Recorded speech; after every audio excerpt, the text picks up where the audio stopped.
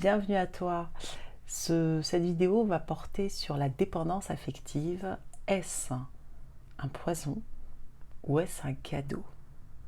Peut-être que si tu la vis, la première réponse va plus te parler. Un poison. Je te comprends. Je te comprends sur deux axes. J'étais moi-même dépendante affective et j'ai accompagné beaucoup de personnes dans mes coachings pour sortir de la dépendance affective. Donc c'est quelque chose qui me parle, que j'ai connu dans mes tripes.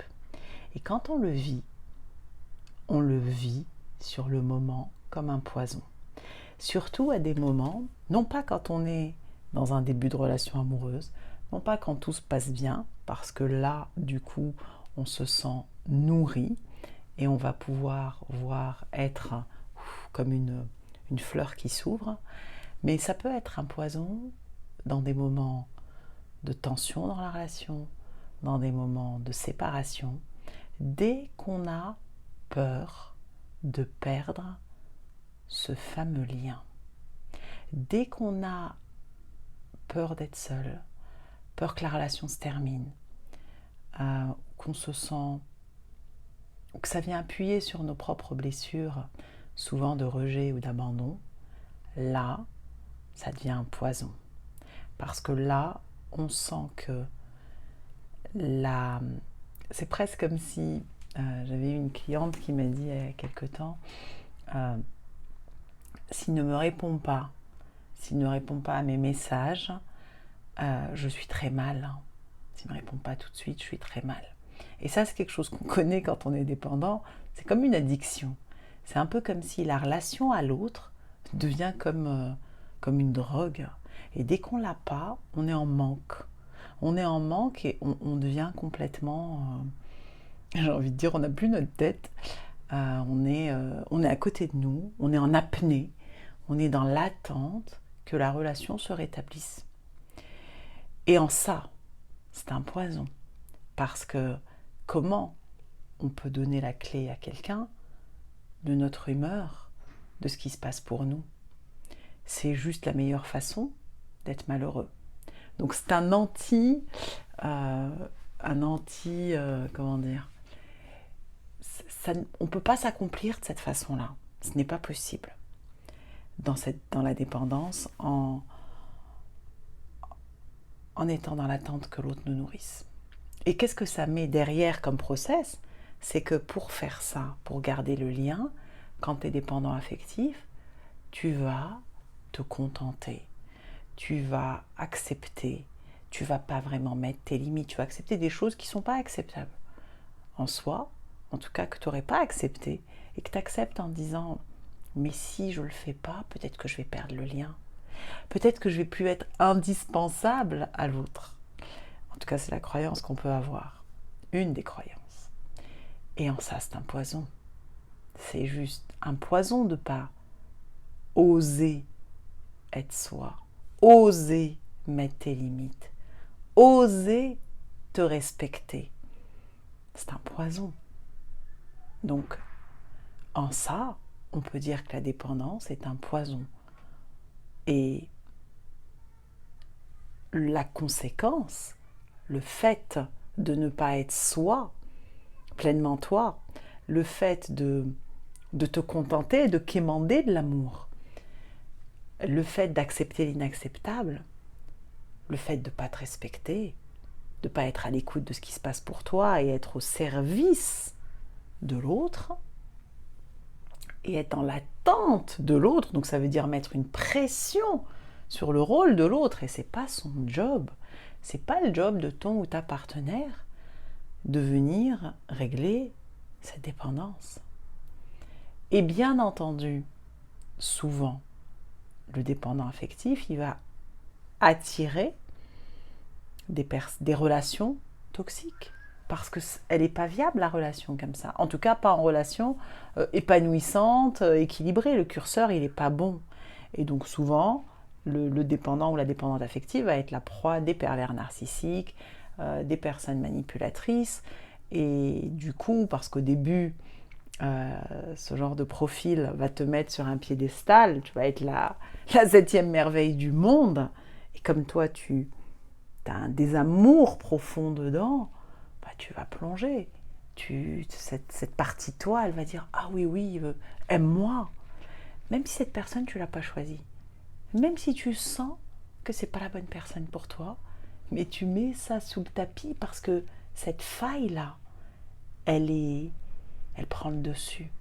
Elle prend les rênes ou tu lui donnes les rênes. Et donc en ça, c'est un poison, la dépendance affective. Le tout, alors tu vas me dire en quoi c'est un cadeau. On y va là.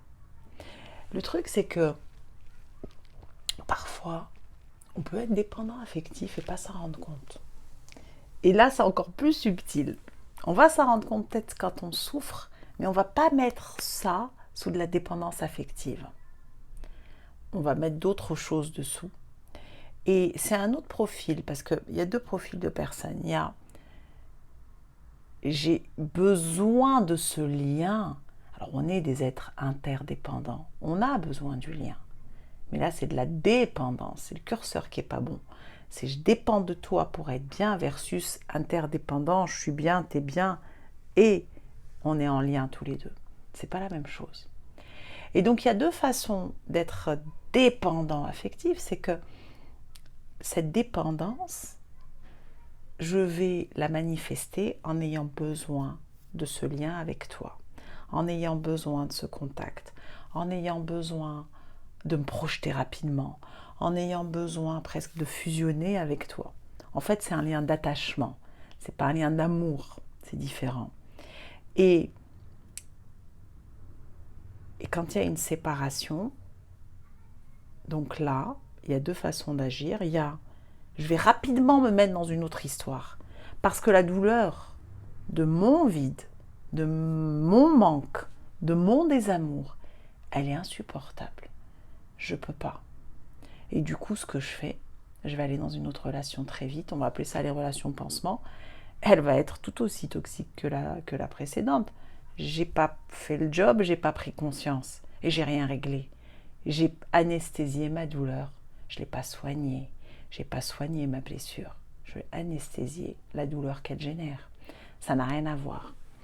Ça, c'est un profil. L'autre profil, c'est je vais pas me remettre en lien. Et je ne vais plus du tout vouloir avoir des relations et je vais congeler mon cœur. Et je vais m'isoler complètement, en tout cas du lien. Et donc, en réalité, c'est une façon différente de se protéger. Parce que quand je vais faire ça, je vais couper, en me disant je coupe, je ne veux plus de relation avec quiconque, en tout cas amoureuse, et je congèle mon cœur. Et là, du coup, je veux peut-être vivre des histoires, mais pas des histoires où je vais m'investir. Et c'est une autre façon. Aussi, en réalité, quand il n'y a pas de neutralité, ça interpelle. Que ce soit, je veux plus jamais vivre une histoire avec quelqu'un, en tout cas une relation où je m'investis, ou je plonge tout de suite dans une histoire. Dans les deux cas, il y a le curseur à mettre dans quelque chose de neutre. C'est je suis bien et je me mets en lien. Et en quoi c'est un cadeau, la dépendance affective? C'est un cadeau parce que ces histoires qu'on rejoue, ou l'histoire où tu es, où tu n'es pas bien, où tu te rends compte que ô combien tu as besoin de l'autre, ô combien tu as besoin du lien, même si ce lien il n'est pas bon. Tu vas rester, tu vas te contenter, tu vas quémander de l'amour. Ou si tu es en séparation et que tu ne replonges pas dans une histoire tout de suite, c'est la fin du monde. C'est viscéral, c'est insupportable. Et là, quand tu as pris conscience de ta dépendance, en réalité, c'est un cadeau parce que la vie, on va appeler ça comme ça, hein, la vie, elle vient te faire jouer ou rejouer des épreuves pour que tu réalises qu'en réalité, tout ça vient d'un désamour de toi. Tout ça vient d'un manque de reconnaissance de reconnaître ta valeur, de respect de toi, de te choisir, d'apprendre à te nourrir et à t'aimer et non pas être en attente que l'autre le fasse, de te voir, hein, pas regarder, voir la personne que tu es à travers toi et non pas à travers le miroir de l'autre. Et dans le miroir de l'autre, c'est tout autant en bon qu'en moins bon. Accueillir et accepter qui tu es. En gros, c'est un cadeau parce qu'à un moment, tu vas dire c'est plus possible, je peux pas. Ça suffit de rejouer ces schémas, ça suffit d'être comme ça en manque, de me contenter, de me dire c'est mieux que rien, de ne pas être bien avec moi et d'aller mettre un pansement, une anesthésie avec une relation. Et là, le cadeau apparaît. Parce que tu as pris conscience. En fait, le cadeau, c'est que grâce à ça, tu décides de te rencontrer. Et ça, c'est le plus beau cadeau qui existe sur cette terre.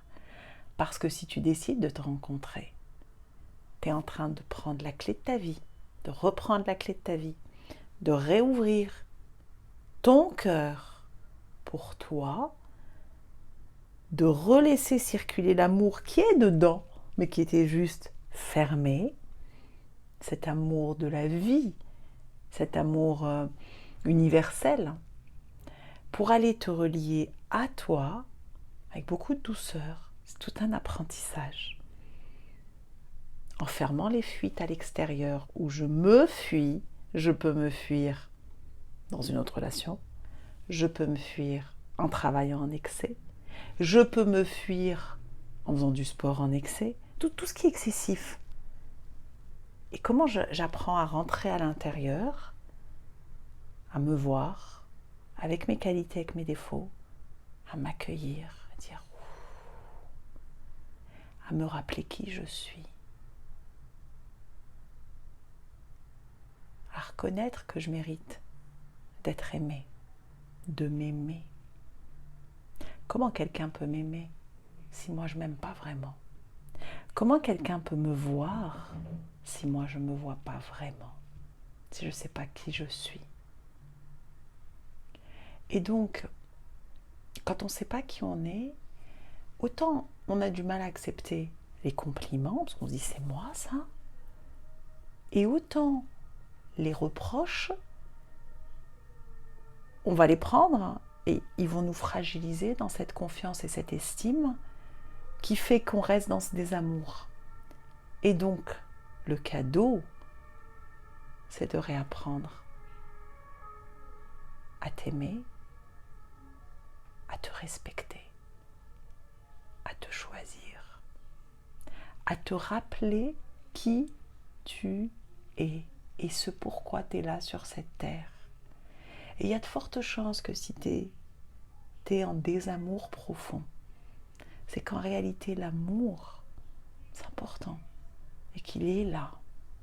Et c'est un peu comme s'il y avait une sorte de voile d'illusion et que la réalité que tu joues, c'est pour te remettre là-dedans, dans ton cœur, et vivre ta vie à partir de là. Ça ne veut pas dire plus être en lien avec les autres, mais ça va être une interdépendance et plus une dépendance. Et ça change tout. Ça transforme toutes les sphères de ta vie, pas seulement sur le plan amoureux, dans tout. Le travail, les amis, tout change quand tu vibres de là, versus je vais faire des choses inconsciemment, je vais être au service des autres, je vais être à l'écoute, je vais pour les mauvaises raisons. C'est quoi les mauvaises raisons? Les mauvaises raisons, c'est pour être aimé en retour. En gros, je vais t'aimer, je vais te donner pour que tu m'aimes. Et là, ça va pas. C'est pas sain. C'est marécageux. Versus, j'apprends à m'aimer. Je m'aime. Je t'aime parce que j'ai juste envie de t'aimer. Je n'ai pas besoin de t'aimer. C'est pas la même chose. Ça change tout. Et en ça, c'est un cadeau, la dépendance affective. Enfin, si c'est le moment pour toi, et si tu regardes cette vidéo à cet instant jusqu'à là, c'est que peut-être ça a un sens pour toi. Et qu'enfin, tu vas pouvoir vivre à partir de ton cœur, oser être pleinement toi, te libérer du formatage, du conditionnement, de tout ce dont tu n'as plus besoin pour être pleinement toi, là maintenant. Prends un temps et pose-toi au niveau de ton cœur. Je pense qu'il a quelques petites choses à te dire, à te partager, parce que lui, il continue à battre, à vibrer.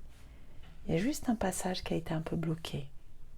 Et là, ce que tu es en train de faire, en tout cas, c'est une invitation à réouvrir, juste réouvrir l'accès et ressentir les choses à partir de ton cœur. Et peut-être que tu t'en rends pas compte, mais tous les mots que je t'ai posés depuis tout à l'heure sont en train de faire le boulot aussi pour toi à travers moi.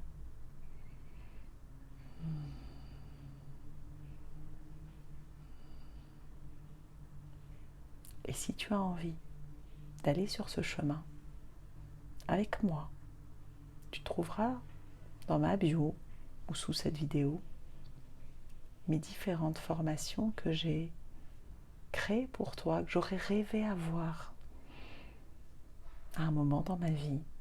Ça m'aurait fait gagner beaucoup de temps et vécu des choses différentes, mais ça fait partie de la vie, c'était mon chemin.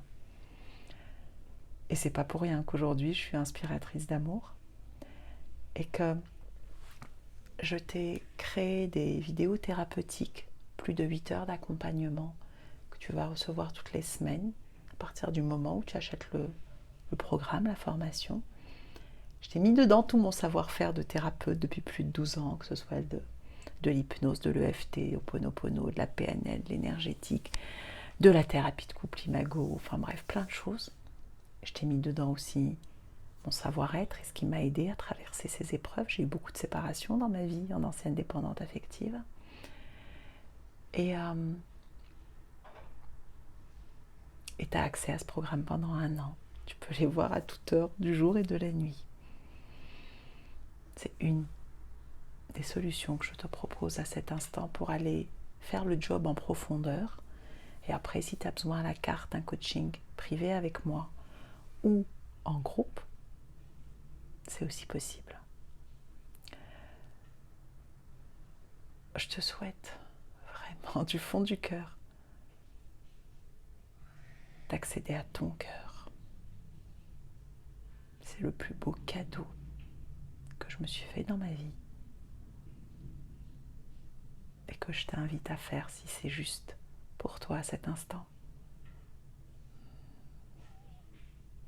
Si cette vidéo te parle et que tu as envie de la partager pour que quelqu'un d'autre en bénéficie, merci par avance. Et si tu as envie de soutenir mes partages, tu trouveras dans ma bio un soutien en conscience libre, si ça vibre pour toi.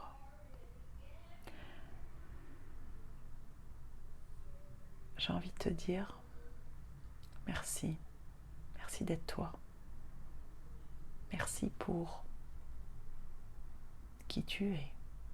Et rappelle-toi qui tu es.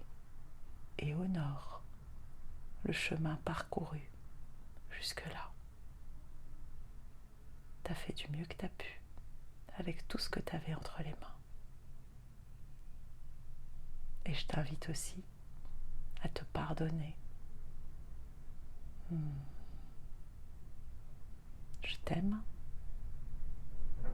Je nous aime.